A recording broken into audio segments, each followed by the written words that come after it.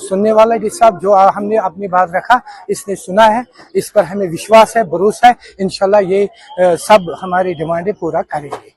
आज ब्लॉक दिवस कैलर ब्लॉक में रखा है हमने, और जैसा कि लोगों ने खुद बताया कि कुछ जो पिछला ब्लॉक दिवस हुआ था वहां पे भी कुछ यहाँ पे मुद्दे लोगों ने उठाए थे, उसमें से कुछ हो भी गए हैं जो हमने पिछले साल टेकअप कर लिए थे। कुछ जो हैं जो एस्टिमेट्स बन गए डेवलपमेंट रिलेटेड काम के, या फिर जो छोटे मुद्दे हैं मैग्नेमाइजेशन के मुद्दे थे जो, या फिर कोई पार्किंग रिलेटेड मुद्दा था, प्लेग्राउंड रिलेटेड मुद्दे हैं, वो सारे जो हैं हम यहाँ पे इस साल के प्लान होंगे, जो भी होगा डिस्ट्रिक्ट कैपेक्स का होगा या नरेगा प्लान होगा या फिर हमारे अनटाइड में होता है, या फिर हम कोशिश करेंगे हमारे ऑनेबल एमएलए से टेकअप करने का, सीडीएफ के भी उनके प्लान होते हैं उसमें हम कोशिश करेंगे पूरा करवाने का की जाएगी। Will take up the matter, यहाँ पे जो हमारे कॉम्पिटेंट अथॉरिटी होगी, अगर यहाँ पे डेप्यूटेशन पे 2-3 बंदे लगाए जा सकते हैं, जिससे कि यहाँ पे जो प्रॉब्लम यहाँ पे बताई गई कि बैंक के एम्प्लॉयज कम है, काम कर रहे हैं, पूरी जद्दोजहद से काम कर रहे हैं वो, लेकिन उनकी जो टाइमिंग जो है वो ज्यादा लग जाता है बिकॉज बंदे कम लगे हुए हैं। तो हमने यहाँ पे जैसे यहीं पे एलडीएम साहब को डायरेक्शन दी है, वो टेकअप करेंगे। और यहाँ माइनिंग, इलीगल माइनिंग होनी भी नहीं चाहिए। माइनिंग के जो रिलेटेड है, जो उनकी ईसीज और जो भी चीजें पेंडिंग है वो ऊपर से होगी, हमारी तरफ से रिपोर्ट जा चुकी है, जब भी वो आएगी वो काम हो। देखिए, आज हमारा जो ये रैली निकालने का मकसद था, हम अपने जो हमारा हेडक्वार्टर है लाल चौक में, यहाँ तक बाइसिकल्स पे आए। उसका मुद्दा और मकसद यही था, जो सरकार सोई हुई है, अभी आप देख लीजिए 2014 से लेके आज तक इन्फ्लेशन कितनी बढ़ चुकी है। 2014 में मोदी जी ने वादा किया था इस मुल्क के लोगों से कि मैं अच्छे दिन लाऊंगा। आज हम बीजेपी से पूछना चाहते हैं, क्या यही आपके अच्छे दिन हैं? एक आम इंसान से क्या एक्सपेक्ट करते हैं मोदी जी? हम कोई लग्जरी नहीं मांग रहे हैं। मोदी जी कहते हैं कि आप इंटरनेशनल ट्रैवल जो है वो ना करें, गोल्ड ना खरीदे, लेकिन एक आम इंसान जिसकी जेब पे बहुत बड़ा असर पड़ा है इस सरकार की वजह से, हम चाहते हैं ये जो सरकार है, जो प्राइसेस अनचेक्ड, इस टाइम इन्फ्लेशन इतना बढ़ चुका है कि एक आम आदमी 2 वक्त की रोटी अफोर्ड नहीं कर सकता है। और जो बेसिक एसेंशियल्स है, जिससे एक गरीब का डायरेक्ट किचन पे असर पड़ता है, चाहे वो तेल हो, चाहे कुकिंग ऑयल हो, चाहे आटा हो, चावल हो, इवन दूध। आपने देखा कि सब चीजों की प्राइसेस कितनी बढ़ चुकी है। आज हम उसी के खिलाफ यहाँ जो ये साइकिल रैली निकाली है। आपने देखा कि रिसेंटली जो यूएस के यहाँ पे घूमने आए थे, और जब वो वापस चले गए, उन्होंने आज सुबह ही मोदी जी को एक और गिफ्ट दिया। 12.5% एडिशनल टैरिफ जो है वो इंडिया पे लगाया गया है, बिकॉज मोदी जी के जो दोस्त है Trump is his best friend. Thank you. इनको पूरा भी चल रहा, रोजी रोटी बनाने पड़े हैं। और बीजेपी और विकसित भारत और विश्व गुरु की बातें करती थी, आज घुटने पे आ गया सारा भारत और गरीब भारत। 80 करोड़ लोग जो है वो 5 किलो राशन में जी रहे हैं। तो इसलिए मोदी सरकार के दौरान आर्थिक स्थिति बहुत खराब है देश, और कदम सरकार की तरफ से उठाए नहीं जा रहे कि जिससे महंगाई को पे काबू लाया जा सके। सरकार कदम उठाए, तेल की कीमतें में कमी लाने का प्रयास करे, दूध में भी कीमतें बढ़ रही है, हर चीज में कीमतें बढ़ रही हैं। हमें लगता है कि जिससे मिडिल क्लास का चूल्हा जलना मुश्किल हो गया, इसलिए आम लोगों की आवाज है ना, आम लोग दुखी है, हर परिवार दुखी है महंगाई के माध्यम से। हम आवाज बुलंद कर रहे हैं कि इसके सत्ता के नशे में सोई हुई सरकार जो है, गूंगी मेरी सरकार, उसको जगाया जाए। और मेरे साथ जम्मू मुस्लिम फ्रंट के शुजा जफर साहब हैं, और मेरी तंजीम के 2 वाइस प्रेसिडेंट साहब यहाँ बैठे हुए हैं, अब्दुल लतीफ खान साहब और अपने नज़ीर पंडित साहब। आपको यहाँ पे इसलिए मदु किया है कि कल से हमारे 2 चीफ मिनिस्टर्स, एक तो फॉर्मर चीफ मिनिस्टर, एक करंट चीफ मिनिस्टर, आपस में तानाजनी करके और उसमें बहुत ही मशगूल है। इस मामले की इब्तिदा हमारी former chief minister Mehbooba Mufti साहिबा ने खतूत से की है, जिसमें उन्होंने इत्तेफाक के बारे में बात की है। यहाँ पे कि इत्तेफाक होना चाहिए बहुत बड़ी लेवल पे, और यहाँ की सियासी, बाहर के लोग, सियासी तंजीमें, बीजेपी, बाकी तंजीमें, मजहबी तंजीमें दीनी तंजीमें, उन सबको वो कह रहे हैं कि दावत दी जाए। इसके बारे में मैं कुछ आपके सामने में कुछ सामने रखना चाहता हूं। सबसे पहले कि जिन लोगों का इंतखाब किया गया है उनमें से सबसे जो बड़ी जमात बीजेपी, और ये वो लोग हैं जिन्होंने हमारी कश्मीर की तशख्खुस को, हमारी पोजीशन को, हमारे आईन को, उनने अपने हिसाब से उसको पूरी तरह से सल्ब कर दिया। और उनके साथ बात करना चलिए ठीक है, मगर जब आप एक तरफ से बुला रहे हैं ऐसे लोगों को और दूसरी तरफ से जब स्टेक होल्डर्स की बात आए तो स्टेक होल्डर्स में हमारी जो सबसे बड़ी यहां की दीनी जमात है वो मुत्तहिदा मजलिस उलमा, जिसमें हमारे मीर वाइज उमर फारूक साहब हैं, आपके नासिर साहब, मुफ्ती साहब जैसे लोग, उनके बारे में सोच नहीं करनी है क्या? सियासी तौर पर गुलाम नबी आजाद साहब के बारे में सोच नहीं है क्या? आपके जो और यहां जमाते हैं जिसमें एक उन्हें शायद उनको चूक हो गई, ये भूल गए अपनी पार्टी, वो नहीं है क्या? अवामी नेशनल कॉन्फ्रेंस को छोड़ दीजिए आप, क्योंकि आपको मालूम है अवामी नेशनल कॉन्फ्रेंस अगर वहां पर होगी, जो बेसिक स्टेक होल्डर है इसकी, जो आज भी सुप्रीम कोर्ट में खड़ी है और जिन्होंने जो आज आप ये बात कर रहे हैं कि हमको इकट्ठे होना है, हमने तो ये पहले करके छोड़ भी दिया जब पीएचईडी को खड़ा किया। ये साहब जम्मू से हैं और उस पीएचईडी का जब दायरा हमने वसी किया ऑल पार्टीज में, उस ऑल पार्टीज में सबको शामिल किया हमने। वो लोग कहां पे हैं भाई? कैसे होगा वो? हमारे गुजर बकरवाल पहाड़ी कहां है? क्रिश्चियंस कहां है? जम्मू हमारे शिया फ्रंट है, यहां के शिया फ्रंट्स हैं, वो कहां है? आपके बार एसोसिएशन जो एक जमात हमारे साथ सुप्रीम कोर्ट में खड़ी है, वही बताना है। आपके आईडीएफ है, अकालीज है, हमारी सबसे जम्मू की अहम एक जमात राजपूत सभा, ये हमारी ऑल पार्टी जो हम लोगों ने बनाई थी, ये उसके सारे मेंबर थे। ये होता है ऑल पार्टी। और जो बेसिक स्टेक होल्डर्स हैं आप उनको शामिल नहीं कर रहे या उनकी तरफ इशारा भी नहीं कर रहे, चाहे वो जिंदा, चाहे शायद वो जिंदा ही नहीं है। This is it and how you are going to do it. पहले ही आप आपस में शुरू होने से पहले ही चीफ मिनिस्टर और हमारे फॉर्मर चीफ मिनिस्टर अपने जो इन्विटेशंस वगैरह हैं उसको आप पब्लिक कर रहे हैं और पब्लिक में वापस वो जवाब दे रहे हैं बिफोर मीटिंग, और आप ट्वीट्स वापस कर रहे हैं और एक दूसरे पे तानाजानी कर रहे हैं। माने शुरुआत होने से पहले ही आप इस मामले को डेड कर रहे हैं। और मुझे खदशा है अगर ऐसी कोई ये बैठक खड़ी हो और ये वाकई में एक मीटिंग इस तरह की कॉल की जाए, मुझे लगता है कि वो हमारे जो अभी तक कुछ बचा कुचा है उसका आखिरी कील उस ताबूत में होगा, वो जो हम लड़ाई अभी छोड़े नहीं है, उस लड़ाई को हम लड़ रहे हैं। ये मैटर है सर।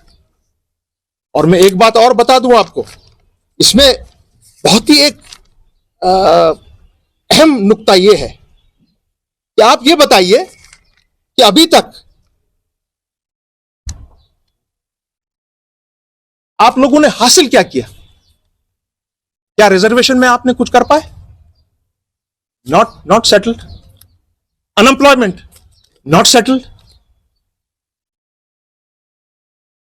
टेलीविजन का मामला नॉट सेटल्ड।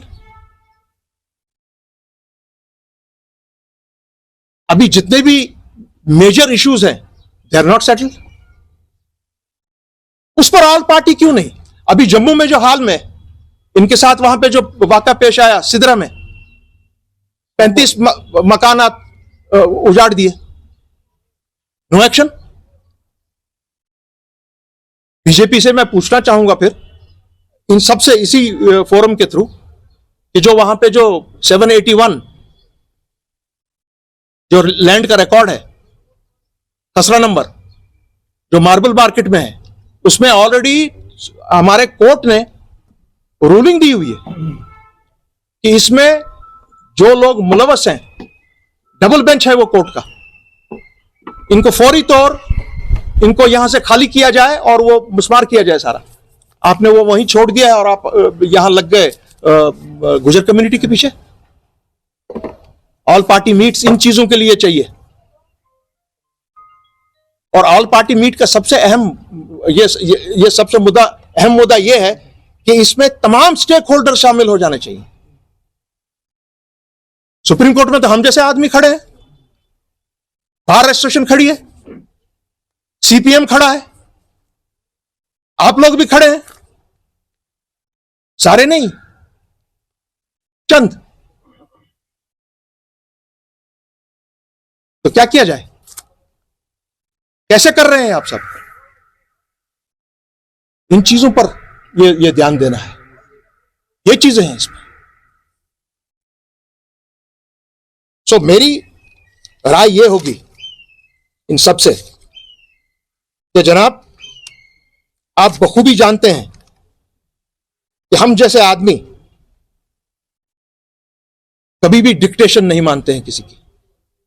जम्मू कश्मीर की बका के लिए बात हो, आप उन ऐसे लोगों को बाहर रखना चाहेंगे जिस तरह पीछे बाहर रखा गया, कि जो सामने में प्राइम मिनिस्टर के, होम मिनिस्टर के, उनको कन्फ्रंट करेंगे और उनको कहेंगे कि साहब, पॉलिटिकली, एडमिनिस्ट्रेटिवली एंड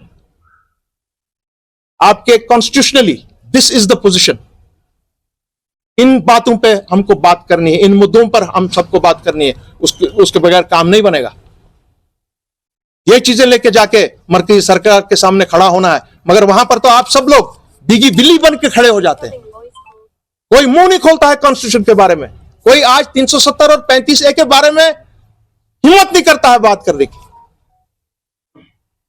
हमारी ऑल पार्टी मीट में इस बारे में भी बात होनी चाहिए, on our constitutional matters, on our legal matters, उसके बाद आपके एडमिनिस्ट्रेटिव मैटर्स और स्टेटहुड के बारे में अभी 2 साल होने लगे।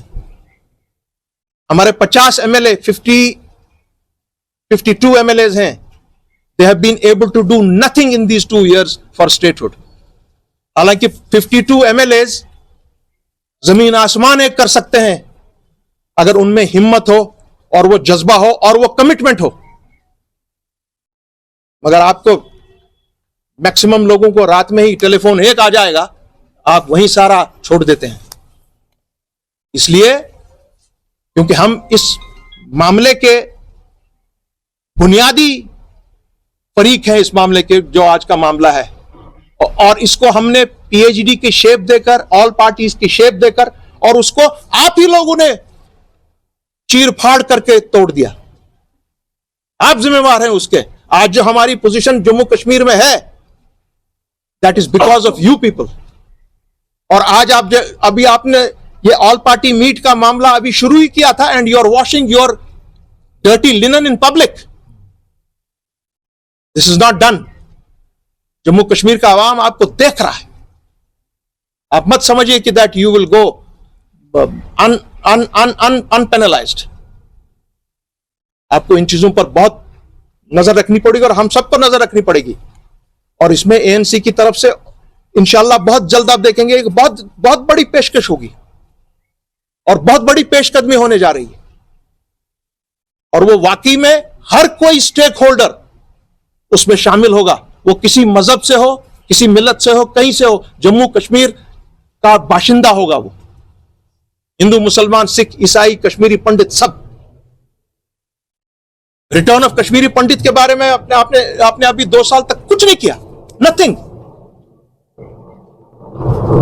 सो हमारा मानना यह है कि इस मामले को बड़ी शिद्दत और गौर के साथ देखा जाए कि आइंदा कोई ऐसी चीज ना हो कि ऑल पार्टी के नाम पर हमारा जितना भी आज तक ख्वाब हासिल नहीं कर पाए हैं, जो भी अभी इस वक्त है वो भी चला जाए। ये चीज बचाने की जरूरत है। बेसिकली आपने एक सवाल का तो मैंने जवाब ऑटोमेटिकली दे दिया, क्योंकि आपने कहा कि आने वाले वक्त में आप लोग कुछ प्लान है एएनसी का इस चीज को, और सबके लिए है, इट्स फॉर एवरीबॉडी। इसके साथ एक और चीज कंसर्न है जिसके बारे में आपसे जानना चाहूंगा, जो ये सारी प्रैक्टिस हो रही है with concern with the general public of Jammu and Kashmir, आपको लगता है कि ये एक जेन्युइन प्रैक्टिस हो रही है या एक फॉल्स प्रैक्टिस हो रही है to engage people in different things, so that कि जो मेन कंसर्न है उससे उनका जो एक कंसर्न जो है वो डाइवर्ट हो जाए? देखिए, हमको किसी की नियत पे शक नहीं करना चाहिए, मगर जिस तरीके से शुरुआत की गई है उस तरीके से लगता है कि this is just a cosmetic matter. ये दिल से कोई बात नहीं है। फाइनली फिर क्या होता है? फाइनली हम वोट पॉलिटिक्स पे चले जाते हैं सारे।